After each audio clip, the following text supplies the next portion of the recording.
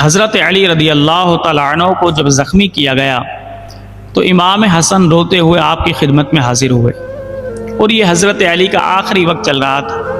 اس وقت حضرت علی نے امام حسن کو کچھ نصیحتیں کی، اور آپ کو پتہ ہے جب آخری وقت میں کوئی شخص اپنے بیٹے کو نصیحتیں کر رہا ہوتا ہے تو وہ اپنی زندگی کے نچوڑ، اپنی زندگی کا تجربہ بیان کر رہا ہوتا ہے تاکہ میری اولاد کو ان چیزوں سے فائدہ ہو۔ تو امام حسن نے عرض کی ابا جان بتائیے، تو حضرت علی نے فرمایا اے میرے بیٹے، میری ان 4 باتوں کے ساتھ 4 باتوں کو یاد رکھنا۔ پہلی بات، سب سے بڑی دولت عقل مندی ہے۔ دوسری بات، سب سے بڑی تنگ دستی اور غربت بے وقوفی ہے۔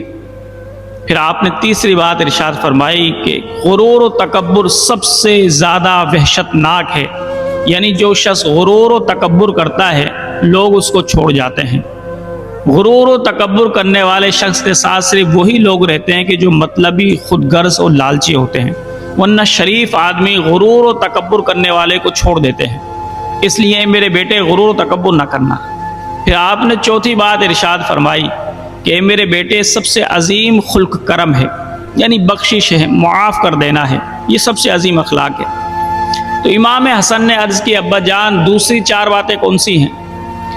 تو آپ نے فرمایا میرے بیٹے، بے وقوف کی دوستی سے، بے وقوف کی محبت سے بچنا، اس لیے کہ وہ تجھے فائدہ پہنچانا چاہے گا لیکن پہنچ جائے گا نقصان۔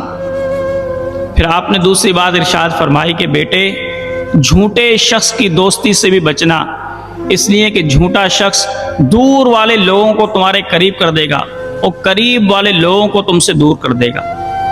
اور پھر آپ نے تیسری بات ارشاد فرمائی اے میرے بیٹے، بخیل کی دوستی سے بچنا، بخیل کی محبت سے بچنا، اس لیے کہ تجھ سے وہ ان چیزوں کو بھی چھڑوا دے گا جن چیزوں کی تمہیں ضرورت ہے۔